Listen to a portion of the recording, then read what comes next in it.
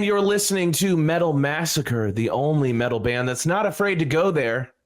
It's Lucian, the weirdo with a beardo, and Dustin, the czar of gnar, sitting here with Alex, Icarus. How's it going, buddy? How's life? How you been? I know you've been touring. It's been a busy year. I just need to know, how you doing? I'm doing fantastic and amazing in that order. I love it. You guys have had a crazy year touring with Necrogoblicon. You got a new album that's about to drop on Halloween, by the way. Yeah. Very cool. I'm the brainchild behind that one. Really? You were like, Halloween's got to be the day.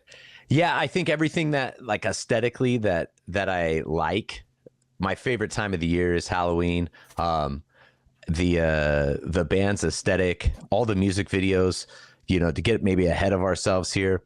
We shot a bunch of videos over the course of a few days, and we did them. We rented this gigantic haunted house back east, like a legit like haunted house. They set up different rooms and like scare people. You know what I mean? Yeah. And we shot all the videos for the different songs in different rooms of the houses, and one of them uses like all the rooms. And so it felt right to have Halloween be the day. Oh yeah, and like it's definitely reflected, like you said. I was watching some of both the cuts that were put onto Spotify and the full music videos. First of all, let me just say, as a longtime fan, honestly, from back in the Atreyu days and everything that you've done, how this has moved to really heavy, groove-ridden metalcore stuff that's pretty brutal, pretty face forward. It's aggressive. I love it, first of all. So congrats on getting this album put together and what you've gotten going so far. Halloween obviously is, you know, we're big goofy fans of that kind of stuff. Oh yeah. We love the horror, man. We're super into the gore and the horror and the metal of it all, I guess we could say. It is the most metal of holidays. Yeah. It is the most metal of holidays. Do you have any favorite, like, I guess, spooky movies that you pop out every Halloween season? Man, you know, I lost a debate about this the other day, and it was with me, Gabe, and Brandon, who plays drums for Dead Icarus and stuff, and Gabe, the guitar player. I don't know why I'm stuttering all of a sudden. And it was about Halloween versus the Friday the 13th franchises. Ooh. And I was like, oh, the Halloween franchise is way better. And I was corrected, and I do, I guess, agree with this.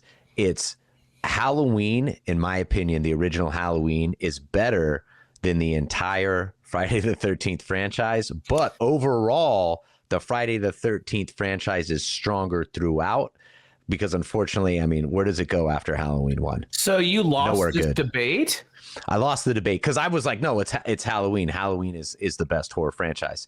I think right. You were in a rigged debate. But you know what, though, if you think about it, like like Halloween H2O wasn't exactly great. Wasn't exactly great. And I love Busta. You know what right. I love Busta It Rhymes. was fun to see him in there, and he got his little line and the little fight, and that was cool. But I agree. I remember that. It was great. I think Halloween as a franchise has gone in so many directions. When you have like 4 or 5 timelines, something's not right.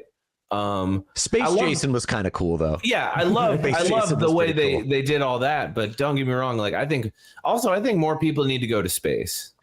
I think Mike Myers in space would be interesting. It would. It'd be slow, because Jason floating even slower. He just imagine him like doing a moon jump really slowly. Moon jump. For 45 minutes of him just making terrifying, bro. Oh, it'd be horrifying. I did watch the latest Halloween the other day, and I think that comes as close as it can to another good Halloween. There were parts of it where I was like, fuck, that's stupid, but I love it.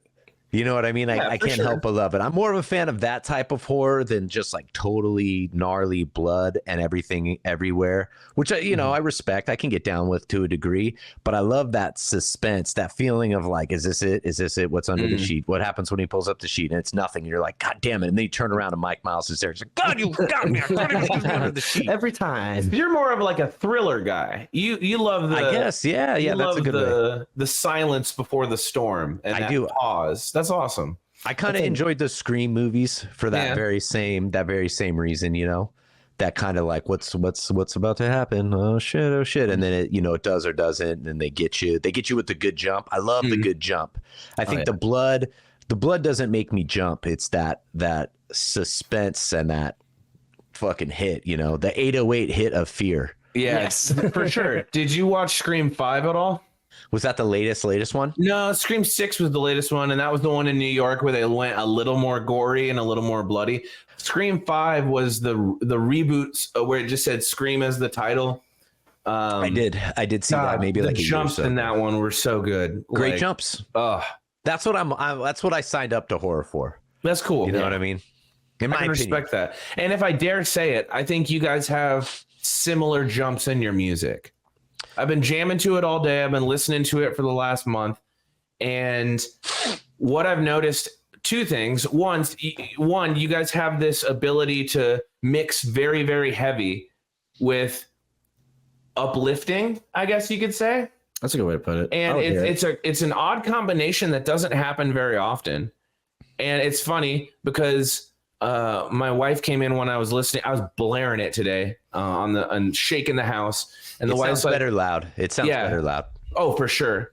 The wife was like, this kind of feels like Atreyu, but different. And I was like, funny you say that. like that's Guilty. Funny.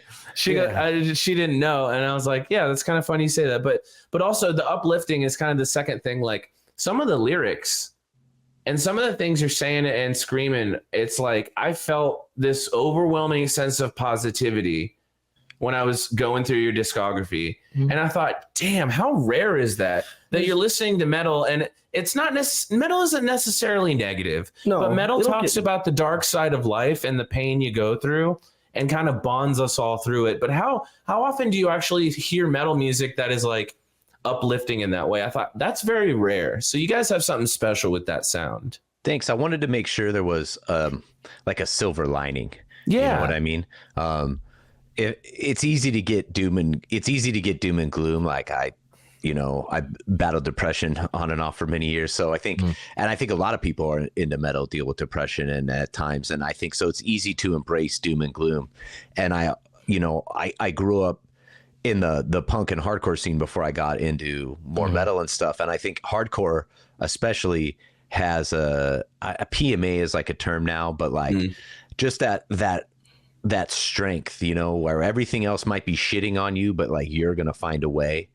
And I try to, like I said, throw a silver lining in most of the songs, I think it comes out very apparently. And like you said, in the sound by itself, there's a lot of swells and it's, I love the guitar playing. First of all, it's something that obviously is not only hitting the modern sound and it fits in well with how, the genre has evolved to this point today, but it's very unique. It's and again, metal music can be cathartic. It can pump you up. I love I work at a gym. I love going to the gym and throwing on something in the headphones, getting down with it, of course, but having that sense, like you said, a silver lining, an uplifting aspect to it. You can hear it not only in the lyrics, but the way that it pops back and forth, it goes from gritty and angry and heavy to something that obviously has bright and something beautiful to it. So I have nothing but good things to say about what's came out so far that's available to us. Honestly, man. Yeah, I agree with that, but it's important to note that it's not in that post-hardcore way. No. You're very, very clearly cutting to a singer and then back to a screamer for accent pieces and kind of to hammer things home. There's even a really nice layering of both of those together where things come in with screams and sings over top of each other. And however, regardless of what producing magic is getting that done or whether it's done live, it blends so well into how, I guess, the mood that this thing is you guys are trying to portray. We wanted to create something dynamic, and this sounds like dickhead, like review talk. No, we wanted like a dynamic metal, melodic metal. Naturally, if I'm screaming and then singing to an extent, there's going to be that, this reminds me of Atreyu. But I think musically, it's very, very different. Gabe is a different type and level of player than I've ever been around. And it's awesome. Like, did he produce your album as well? I don't know. Yeah. Gabe wrote all the music. I wrote all the vocals. And then I think Gabe recorded bass, Gabe recorded guitar. Brandon, who used to be in Enterprise Earth and is currently in Whitechapel, he records all the drums. He has a home studio that he took care of that for us on. And he's, we won't go too far into how good of a fucking drummer he is, but he's insane. Dude's insane.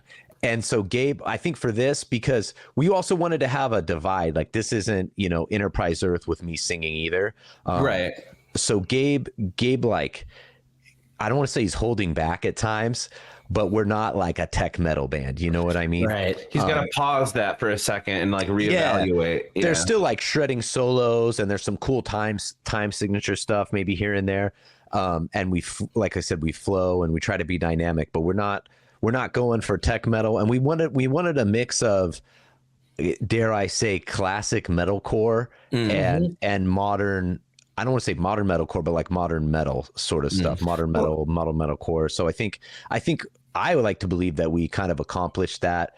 We don't sound like, this isn't like, we don't sound like anybody, but I wish that maybe we did sound more like other bands, but we kind of just like off in another weird space that I remember feeling the same way about Atreyu for many years, especially in the early years where it's like, man, where do we fit? We can play Warped Tour and we can play Ozfest. Yeah. And that's, as a musician, for me at least, that's super fun because that's what I listen to. I listen to both. I listen to all this stuff. And Dead Icarus for me is the coming together of all that. It takes the things I like about all the metals, black metal, death metal, what is it? Deathcore, metalcore, hardcore, punk. I think we have a very punk way in which we do the songs because only 2 of the songs get lengthy on the full length. They would have been 7 or 8 minute songs, but we chopped them into pieces. But most of the songs are under 4 minutes or around 4 minutes, and kind of just straightforward. Boom, like we hit and we go. What you said earlier about like working out to the music and listening to metal and stuff. I wanted this to be something that you could work out to, and that like lyrically and even the sound of the melody or the tempo of everything would pump you up and would like push you to be more, because that's kind of my trip nowadays, is like every day am I doing something to better myself? And I try to teach my kids that, like, am I practicing singing? Am I going to the gym? Am I going to jujitsu? Am I trying to be more present in my relationships with my family? You know what I mean? Like every day, like I need to focus on getting better at something, and I want in a way this like the soundtrack for that. That's a good thing, man. Those are all, first of all, really positive things. And I'm glad, like I said, because I know you've been very open in a lot of, whether it's been interviews or press releases or whatever, just, past is people's past, but you've been very open about like, yeah, I've had depression, like you had mentioned, and things like that. Those are the good things, man. Those are the good things in life. Being able to be present with your family, being able to have something that's a passion to grow and a skill. And like I said, not to make it, I teach kickboxing for a living. That's what I do day in and day out. And it's something that, like, honestly, I make more money at my main job. I run a lawn service thing, but like I still do that because it gives me that same kind of purpose. And I love obviously putting on different albums for people at the gym, and they're like, what the hell is that? Yours is going in there, don't worry. Awesome, man. Thank you. October 31st. I always think it's really interesting, though. I sometimes like to ask, because some people obviously have like a direct, like, this is what this album's going to be about, especially when we get to talk to the singer. But it does seem like a lot of the style and the things that you've put together just kind of happened the way that it happened. Like you're saying, you encompass so many different areas, and all of you have had different experiences with different bands, people having to learn to play a little bit differently. And like, I think that's really cool that someone, even who has had great success and trials and tribulations, and still you guys come together with a new set of ears and eyes, and here's this thing that kind of melded itself into all these different styles. And as you said it, I really do agree. I think that your early metalcore style blend with what is considered classic metal, it probably just came to be, man. But I always think that's fascinating when you just let the pieces kind of fall into place, right? Yeah, I think the most successful times I've had in my life, whether it's financially or emotionally, come from, with the cliche, just shooting from the heart, like doing what feels right. And I think the last years of Atreyu for me did not feel right. And I didn't feel right in it. And it didn't move the band or our relationships in a positive direction. And I think now, everything is renewed for me, and I don't. And this isn't to sound like a badass, like I'm past that point in my life, really. But it's like I do this because I want to do this. I wish, I'll be honest, 100% honest with you, I wish I did not want to do this anymore. I wish I could stop. I wish I could. I have other things I want to pursue in my life that would probably, like you said, you make more money at your lawn service. I wish I could. I wish I could quit this. And that's kind of what like bearing burdens and saving skin is in a way is about. It's like, no matter what, I keep coming back for you. Oh God, how I wish it could end. I keep coming back for you. Like, I can't stop. I still have, like in that one Rocky where it's like, I still got stuff left in the tank. Like, right. I still have, like, I have these feelings and I have these emotions I have to quantify. And I think a small group of people need to hear it, because it'll resonate with them. And when I stop getting those two feelings, then I'll officially hang it up. But yeah, like there's just something that I have to do, and I don't know what it is, but it sounds like this. And when I didn't let it get adulterated in this, when Gabe and I wrote, when we did the EP, there was no record label behind us. So we just did it. So there wasn't any outside input. And then when we signed to Monarch, and I say this respectfully, there was no outside input either. Just, they're like, do what you guys do. Sure. And which is nice, because at a certain point, when bands reach a certain level out of nothing, you know, there's managers, there's A&R dudes at the label, there's expectations, and there's wants from these people. Like, you need to write a single. You need to have a song that sounds like this, that we can do this with. And that's bullshit. That's not what art is. That's not what art is. Too many cooks in the kitchen, man. It totally can ruin a project. Well, they're not artists. They're fucking executives. It's corporations and executives that they want something, but it dilutes the vision. And I'm happy that you're someone that sticks to that vision. And I can deeply relate to that sense of like, I need to keep going because I need to get this message out there. Like I deeply relate to that sense of like, I got to keep moving. I'm in a creative spot where I feel like every single day I devote time, and every single waking moment of the day, I allow myself to be open to ideas and to different things that we could experience. And I feel like as soon as I shut that off, it's not good for me. So, you know, I've always kind of said to myself personally, like, I'll stop doing this when I stop feeling that drive. And I think that drive is just so important to anything creative, but you can totally hear it in the music. Like I was saying earlier, some of your lyrics, man, they really, really spoke to me. And I was shocked because I'd listened to Atreyu when I was younger. And you get this idea of somebody in your head for so long. And then you have this new project and it's like complete mind blown, different world, different. It feels like you're able to kind of like spread your wings a bit here. For sure. And like really do what you wanted to do. Like Icarus, if you will. Oh, yeah. It's weird. Funny how that works. Sorry about that. There's no borders, no parameters. There's no, like, respectfully, and this is not bashing anyone or anything. Mm-hmm. Over the years in Atreyu, there was a role for me. And at a certain time in the band, it was rather broad. And then as time went on, I quantified just doing certain things sonically in certain parts of the song, and maybe even then doing things I'm not necessarily comfortable with just because that's what we're doing now. And that's like a death for my art. And I'm not saying the band's art or them as people or anything. I'm just speaking like for me, that's how you die. Like if we did Dead Icarus and the record label was like, you're going to have, you know, catchy choruses, or this isn't coming out, or you're going to do this XYZ, I wouldn't have been able to do it. I wouldn't have wanted to do it. And I think that's, you know, like I said, that just comes down to, I don't care. Right. I just want to do what I want to do. And if people listen to this and they're like, your clean vocals are shot, you shouldn't have sang that much, I'd be like, well, I wanted to, so fuck you. So fuck off. Yeah, like don't like it, don't listen to it. Don't listen to it. I didn't make it for that. I made it for me. I made it because this is what I want to hear. This is what I wanted to hear in a band. And I don't want, like, I feel weird saying anything sort of brash now just because of some fucking dumb comments I made in the past. But I made a band that I wanted to listen to. If I was making, like, and I can't take credit for the music. That's Gabe. Gabe is the mastermind with that. And he's exceeds my expectations every time he writes a song. Awesome. But I wanted to make the band that I could listen to every day. I did not, again, respectfully, I had not listened to Atreyu on my own in years.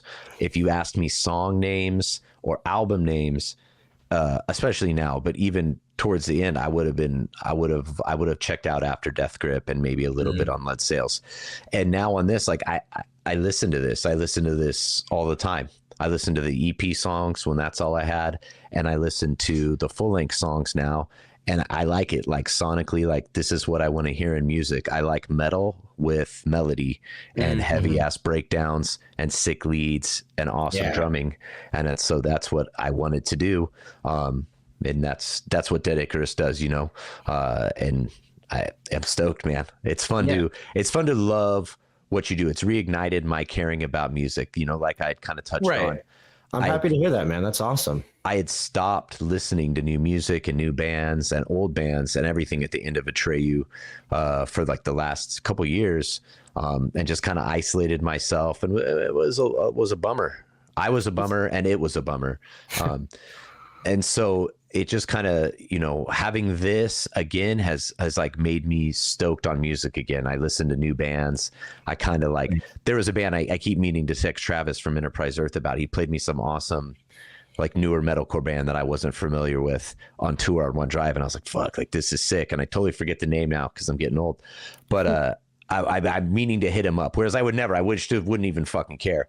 And we'd be sitting there in the van, and I'd be like, dude, like, what record is this? This is like a Trivium record? And the dude's like, oh yeah, this is this and this record by Trivium. I'm like, this is fucking awesome. You know what I mean? So I enjoy music again, all forms of it, from country to metal to metalcore. Like, I'm energized in that way now. And I kind of, you can lose that in the industry and the business side of things. And I definitely did. It's good to feel that again and to get that back, you know. And I think honestly, to really care about what you're doing, you kind of have to be your number one fan. So I think the fact that you're getting the opportunity to make the music that you want to hear, that in and of itself is so rare. You know, I mean, you think of all the bands out there, and you got to think how many of them are like, yeah, I play this, but I really like this. And it's like, it doesn't line up as much as you think it would. So that's such a rare opportunity, and you're grasping it and you're holding on to it, and you're, you know, for lack of a better term, flying to the sun. Yeah, I'm barely avoiding melting, it feels like, but I'm making it happen. I think that's just the grind, man. You know, like, you guys have been doing some crazy shit this year. Like I said, you toured with Enterprise Earth and Necrogoblicon. How was that? Yeah, we just got done 3 or 4 days ago. It was a lot of fun.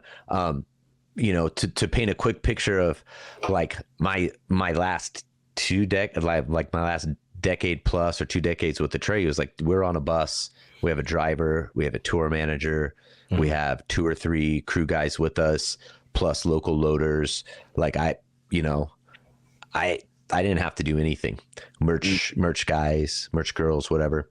And now merch people, if I'm being 2020, whatever year it is, merch peoples.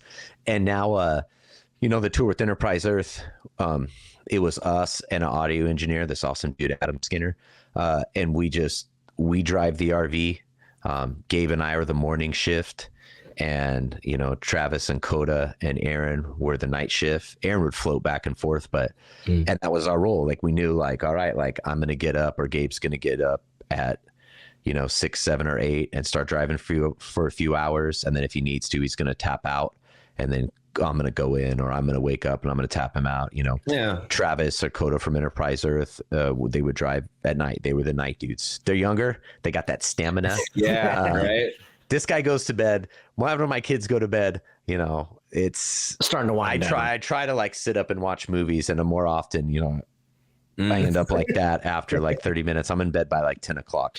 So, I get that. Do you know how many half episodes of Law and Order Criminal Intent I have on my Peacock Plus? do you just give up after a while? I just give up on shows. Honestly, I gotta I'll watch one, and then after one, I try to go to two, and I'm always like, I'm gonna do it, and then I close my eyes 20 minutes in, and I'm like, fuck. It's a fail every time for me. So so like we, you know, my point overall is like I drive. I push gear. I carry fucking amps upstairs with everybody. I try not to be. My biggest thing on this tour was I didn't want to be a drain on these dudes. They're used to being out there together and doing things a certain way. Gabe, the way that Gabe does things is very methodical, and it's like, let's get this done. Let's get the gear loaded in. Let's do this, this. Mm-hmm. And I didn't want to be I wanted to be a plus. I wanted them to look back and at very least say, hey, he pulled his weight.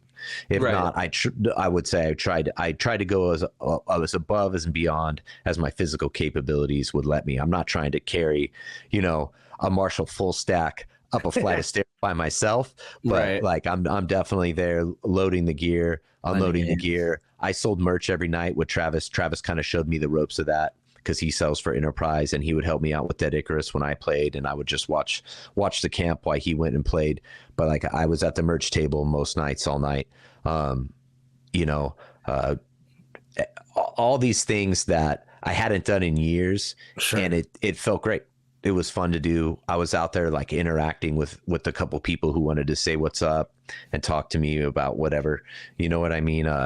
It's awesome, you know, and that connection I kind of missed because over in the years of Atreyu, I kind of isolated myself. Like I said, you know, I, you know, without getting into my personal struggles and stuff like that, like I smoked a lot of weed, and I no longer do that anymore at all. And I made it through a tour without doing that at all as well, which is why I started smoking to begin with, to like pass that stupid time. Hold on, I got some sort of stupid call I'm trying to decline here. And so my whole screen just went away for a second. I don't know why it did that. No, we didn't lose you. It sounds crispy what happened? still. So yeah, that's what's up. And so like I just, man, I enjoy what I do. I realize that anyone's days are limited doing this. You know, hopefully I get to go out and do more tours. I want to, but you never know what life is going to bring. So I try to enjoy the moment, both good and bad, and not focus so much on the microscopic moment, but on the overall picture. And the overall picture is, I mean, we're out here on tour. I get along really, really well with the Enterprise guys. We tell shitty jokes and do dumb accents all day in the RV, and it's just fun. You know what I mean? I eat terrible fast food every day, which is maybe not as good. Slept like 3 hours a night, played awesome shows. You know, had a hell of a time doing it. That's that rock star sleeping in an stuff, RV took some getting used to. I don't know if I ever did or they did. You know, it's basically a box truck with beds in it. So it's super bumpy. So I wear like this sleep tracker thing, and I would go to bed at 12:30, and the sleep tracker wouldn't register me actually being asleep until whenever the RV stopped. So that was kind of a trip. But then I realized, like, dude, we're all in the same boat. None of these dudes are sleeping. It was funny because anytime we could, dudes were sleeping. You know, because dude, it's a hustle. And then Travis or Coda, Gabe, and Aaron did double duty in Enterprise Earth and in Dead Icarus. The whole tour.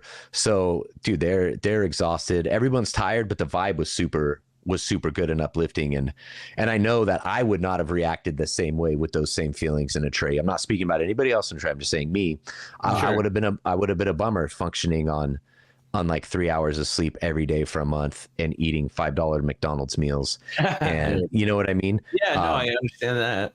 But the vibe is different. And for me now, the vibe is what makes it, can make or break it. It was cool to be out there. Necrogoblicon is super fun, cool dudes. You know, their crew treated us nicely. It was cool to, you know, it's Dead Icarus's first tour. It's not Enterprise's, but it's DIO's first tour. Our first show was the fourth time we ever even played the set together. So wow. It was like, and everybody was stoked on it. I think the Necro crew was happy with how we accounted for ourselves. You know, we're on time, on and off stage. We didn't make it harder. We've all been around. We're all used to this. So it was cool to be part of like a well-oiled machine. You know, everybody shows up, everybody knows what to do, everybody's in action doing it, you know, and that was a cool jump back into touring for me, because I've been out of the game since like 2020, you know. Right. That's a good first tour to get back into, for sure. Yeah, well, it was fun, man. And I've never had to like vocally carry the whole band either. You know, normally it was me and Brandon doing everything. So man, everything went well, you know. I'm excited about the future. That's awesome, dude. Yeah, you've obviously got a very refreshed look on all of this, and like the way that it, like we've said a few times, reflects in the music because it's so bright and vibrant and reaches into all these different pockets.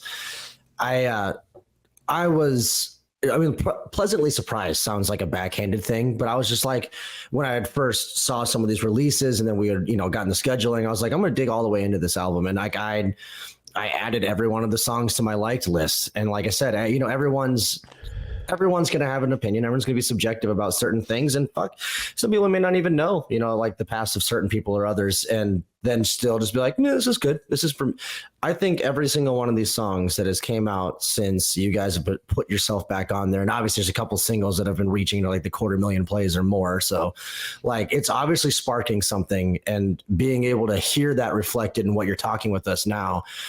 Again, like I said, it's not something that we never hear, but it's such a fresh and uplifting perspective to hear someone be like, I fucking love doing this. I can't quit. I wish I could, but I can't quit doing this. Honestly, that's inspiring, man. Yeah. Like the things that you're obviously putting onto this record. Like one of the things the only question I really had in my head I wanted to ask you today was like having to restart, because almost everybody had to restart after COVID, whether it was a forced hiatus or not. Yeah. Like, coming into and I think you've answered a lot of them, to be honest. It's like, are there a lot of these was there a challenge in coming back from having a certain modicum of success and then being able to have to like, well, now we're restarting with another project that's similar, but new guys, new vibe, new idea. I really think you've answered most of that because of how you've experienced going back out on the road and saying that you really love and enjoy doing all of it. So basically what I'm saying is I'm really happy for you, man, because it seems like your spirit's renewed in this whole thing, and it's uplifting. It's refreshing to hear. I think we found the word of the episode today, Alex. It's uplifting. Uplifting. Everything like is your tour is uplifting. The music is yes, like a good bra. That's what we are. We're bros. It's man's ear. Excuse me. The man's ear. That was what I was looking for. I couldn't think of it. That's right. God, you're talking to a Seinfeld buff, man. Don't get me started. Man. Yeah, it was super. It was challenging coming back. You know what I mean? And trying to, you know, I don't really have anything to do with, respectfully, like Atreyu and stuff like that. So there's no outside, like, it's not like they're hyping Dead Icarus. You know what I mean? Sure. It was just like Dead Icarus had to like form and had to grow and crawl out of the muck on its own. You know what I mean? Yeah. And we're getting there. It's a process, you know. It was super frustrating to me because we like first announced that we were going to be a band in like 2020 or the end of 2020 or maybe 2021, I don't know. And then there was just a bunch of shit behind the scenes that did not go right. And just to clarify, I won't get into all of it because it's not super uplifting and I got to throw some people under the bus that I don't want to, but it has nothing to do with Atreyu, just in case. I know people's minds like to go there. Right. And in that certain instance, like it had nothing to do with that. It was just other drama and bullshit that wasn't going right. So it took a while, and it was mentally challenging for me. I was like, dude, is this like the universe telling me to stop? And then it just goes back to what I said, where it's like, I'm like, fuck, like I can't, like I need to at least see this out. I need to see the full length come out. I need to release that into the world. And then I don't want to say I can die happy, but at least I know I did my bit. Yeah, you know, I got that off my chest, and that's what this whole journey has been about. You know what I mean? It's been, you know, trying to climb out of the muck and get what I have inside out into the world in the right way.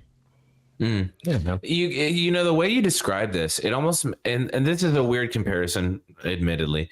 It makes me think of when they talked to Johnny Knoxville about doing more Jackass movies. Now he says there's a moment where he just knows he needs to film. Like he's acquired these ideas and this motivation, and he just goes, we got to film another movie, get it started. Let's fucking go. Yeah. Is that how you feel when you get into this project and when you got into this album? Was it this feeling of everything is filled up and now you have to release it? Oh yeah. Yeah. I mean, especially, you know, after the end of my tenure with Atreyu, I had a lot of feelings about that, about the world around me, about so many different things. And I had, for the first time since I was 13 or 14, I had no outlet. So I paint, I do these other things art wise, but it's not the same to me as lyrics and music and composing songs and getting those emotions out. Like, I think, and this is why, you know, without going down this wormhole, why I think like AI music is garbage, but humans, like, the job of a decent musician or vocalist or lyricist is to quantify emotion into sound based off the things that we've been through, right? And so that's what I wanted to do with Dead Icarus. It's like, how can I unleash everything I felt in a way that other people can relate to and be like, man, I feel that same way too, you know. This is what I hear when I go through these emotions, you know. And I think so I can definitely relate to shit building up and being like, all right, like, yeah, you know, I've got to release this, compared to what I feel after we're done recording, which is kind of like a weird depression. Right. It's like you go through this ultimate high and getting it all out and experiencing it and forming it and putting it together. And it's almost like the lull is that depression where you're just like, now what do I do? Yeah. After both the EP and the full length, you know, Gabe comes out here and we do the vocals at my house, and then after he leaves, both times after he left, like, I was kind of bummed out for a couple weeks after, and I couldn't figure out why the first time. And then I tried to like think about emotions a little bit more. And I was like, man, you know what I mean? Like, it's that weird feeling of I got this out of my system now, you know what I mean? And where's it going to go? And so it just takes a little bit of time to build up those things again. And then it's like, all right, I need to record again. Even now, like, it's weird, like the past couple weeks, maybe since I've got back from tour, I've had song ideas, which I'm just going to sit on. Like, we're not even thinking about writing new music right now, but it's like, man, like, it's why I can't stop for the time being. You know what I mean? Yeah. I love that. That's so cool. I think a lot of people don't recognize it that way, or they want to do it for whatever reasons they want to do it. It's like, I literally can't. If I stopped, I would have to replace it with something else, and I don't know what would fill that void for me. But like you said, you paint, you do other things. Nothing really hits as hard as getting to vocalize your emotions that way. Yeah, like literally in some cases, just screaming them out. You know what I mean? Yeah, it's true. So that's something, you know, I've been very fortunate with. Well, it makes you a true artist in that regard, man. Like, and I think that some of the best, well, and again, just to bring up painting, I mean, like, some of the people that do just because they have to, it's like almost the Jackson Pollock visceral reaction to throw things around a room the same kind of way. But yeah, no, it's 100% the same. I painted both of these behind me, but oh, really? But this one in particular, Pollock inspired in a way. I mean, he is a totally different vibe, but yeah, it's like, when you feel these things and you don't know how to quantify them, and you know, that's how you get them out. That's what I see when I emoting at that time frame, was that, you know, when we wrote the records for this, or wrote the lyrics and everything for this album, it's a quantification of everything that I was feeling leading up to it. You know what I mean? And the expression of it. And I think that's what's powerful about music in particular, is you can hear it and it can speak to you, but then the lyrics take on like a life of their own. You know, a lot of times people be like, well, what's this song about? What's that song about? And I'll do it now more because I just want to play the game, I guess, and make people happy to an extent. But once you, it's like poetry. Like, once you put it out in the world and you give it life, like the Frankenstein monster sort of thing, it becomes what it's going to become to everybody. And I would hate to sit there and be like, well, this song is about how I fucking hate cheese, but but to you, it's symbolic of losing your grandmother and how you changed as a person after that. But to me, It's to me, it's about hating cheese. Right. Like, yeah. It's like we that all would- experience it in our own ways, and art is meant to be taken that way. It's meant to be taken how you want to take it, Yeah. for good or for better or for worse. And so that's kind of what I love about this too, is just not having that pressure that I was feeling, or the box that I had to paint in kind of for Atreyu at a certain point. Now it's just like, man, we'll just let it rip, baby. Yeah, I heard like the other day, it's kind of not necessarily off topic, but it speaks to kind of how people perceive things. I was listening to Tom Segura, the comedian, his podcast, and he was talking with another comedian who that comedian was talking about. I always listen to the lyrics first. I'm very lyrically driven. That's what speaks to me, because I also, that person's like, I don't have any other musical talent, but anybody can try and sing. And like, so you can, that's why a front man's a front man. But yeah. Tom was like, that's funny. Cause I mean, like, all I'm really ever listening to is like the beat. Cause he's a big hip hop guy. He's like, I love the instrumental, I love the beat. So sometimes I'll send somebody a song and be like, I love this song, check this shit out. And they'll be like, what the fuck's wrong with you? Because like the lyrics are all really aggressive or something. But like, I'm very similar in that regard, where, I mean, like the lyrics mean stuff to me, and like the things that like I've heard that speak to me. I'm usually, the first time I listen to is drum and bass. Like that's because that's just where my brain goes. That's why I play bass. That's why I like percussion.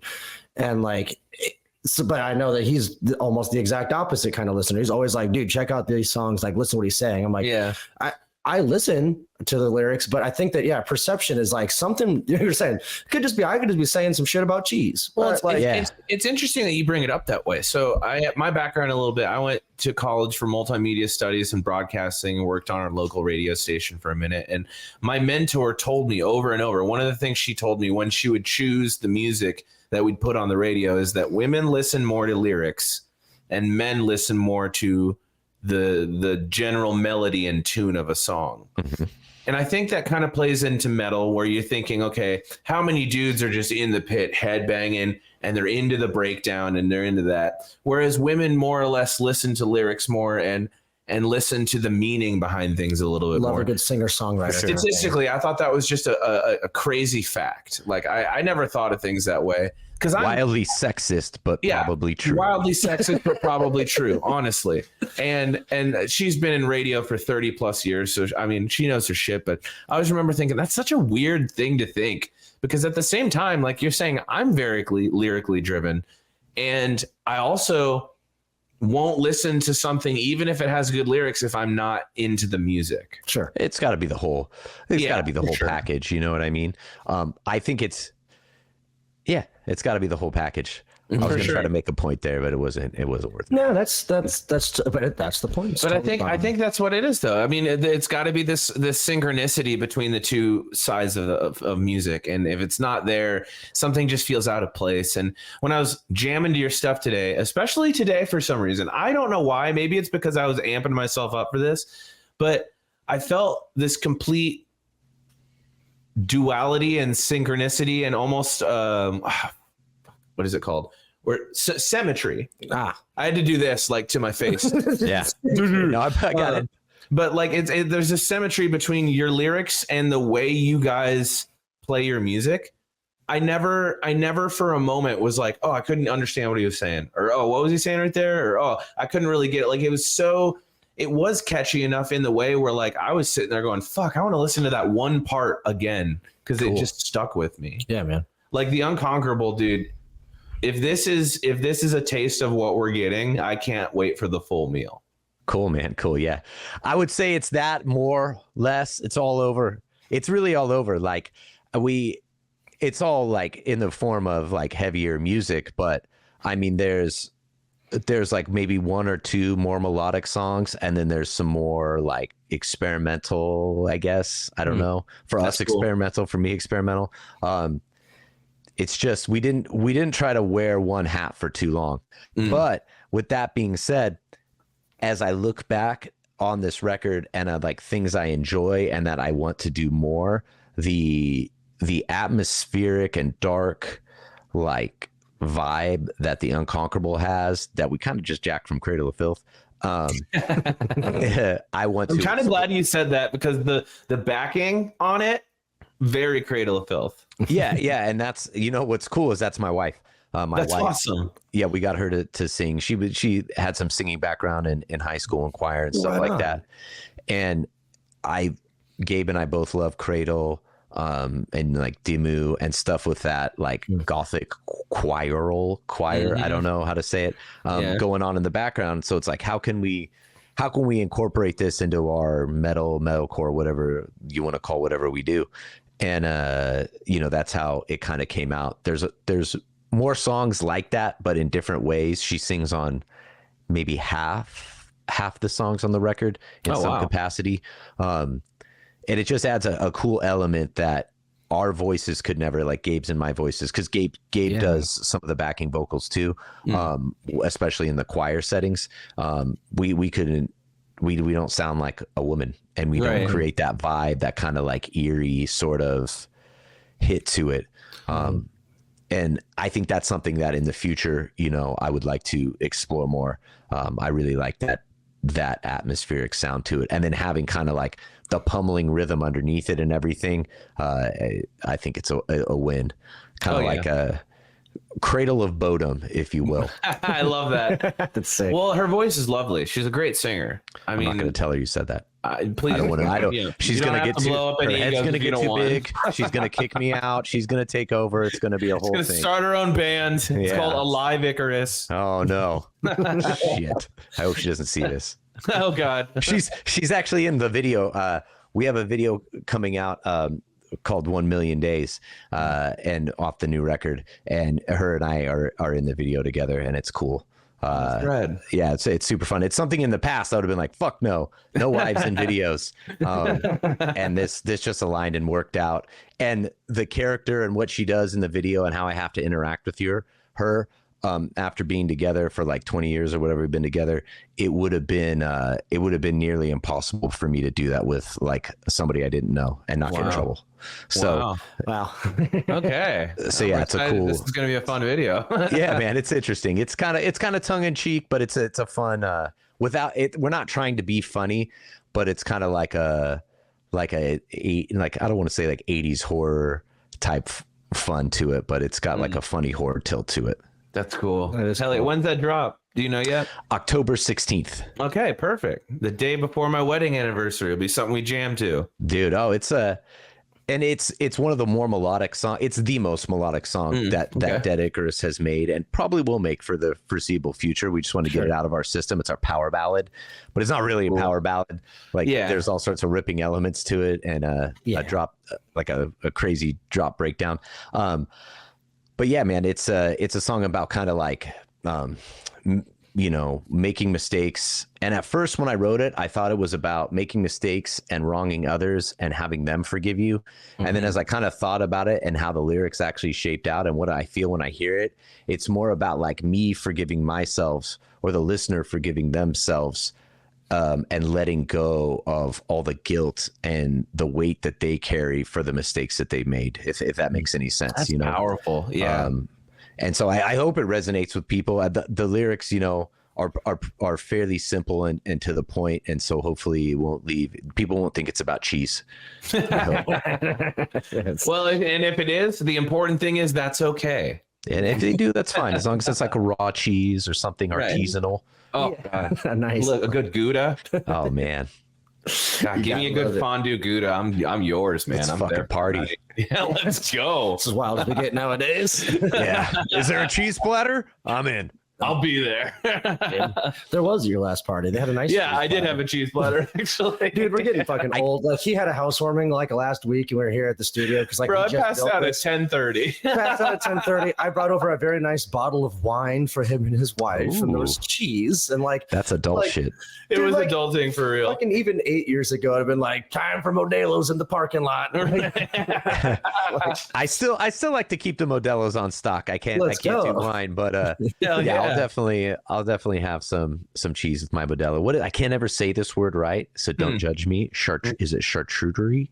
Charcuterie. Yep. A nice charcuterie board. Yeah. The older you get, the more you're like, man, I'm gonna smash that charcuterie. Yeah, I'm gonna have a couple beers. I'm getting in on that salami, man. Oh, there's olives too. Oh, no.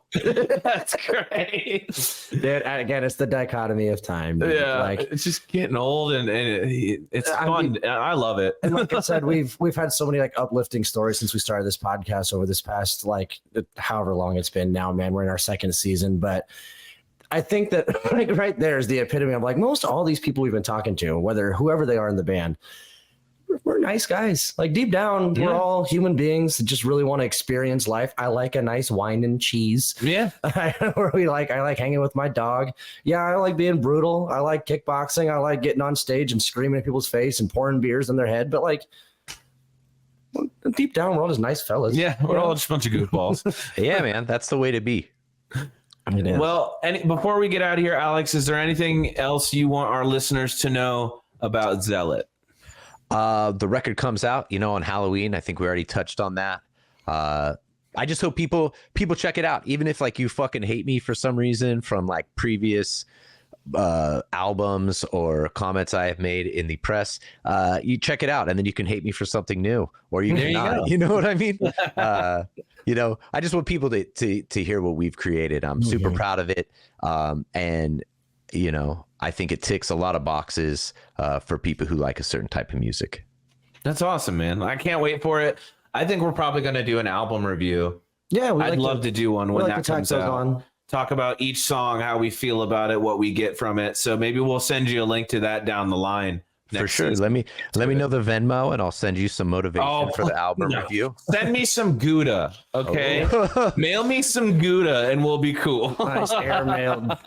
Like a Gouda with like a blueberry coating on the outside. You know what I mean? Yeah. Something weird. I just get a big wheel of cheese from Amazon, and I'm like, what? What just happened? Babe, the guy from Travis sent us a bunch of cheese. What do we do? Best wishes, Dead Icarus. I'm like, what? That's awesome. That's Alex, thanks for being so cool, man. This is one of the most fun interviews I think we've done in a while. Just goofing off and being ourselves. So thanks for taking the time to talk to me and let me bullshit. Of course. You guys have been listening to Metal Massacre. Enjoy the uplifting vibes. Have a wonderful day.